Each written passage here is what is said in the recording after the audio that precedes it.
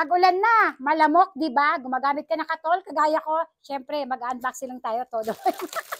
Hindi, nag-video ko kanina. So, eto. Binili ko to 14 pesos at apat na agad yung binili ko. Para, alam mo yun, hindi siya palipat-lipat. Kasi 14 pesos na lang yung pagkakabili ko eh. Kasi bumili ako kanina ng katol. Ang kanyang, hindi ganoon. Pag tinapakan, ay, eto na siya. Ay, wait lang, wait.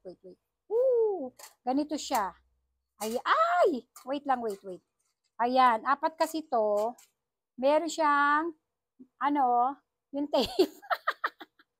Packaging tape. Dito mo ipapatong yung katol. Ito yung lagi ko nakikita sa Tapos, pag naipatong mo yung katol dyan, tatakban mo.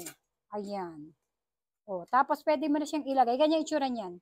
Pwede mo na siyang ilagay somewhere sa bahay nyo kung saan maraming lamok. Ako sa terrace kasi, nagtatambay kami sa terrace eh. Apat na yung binili ko. Isa, dalawa, tatlo, apat. Kasi nga, 14 pesos ko lang siya nabili. Ito pa yung isa oh. Bakit may mga packaging tape siya? Ayan oh. Gagamitin ko na to kasi meron kaming katol sa terrace. Ayan oh.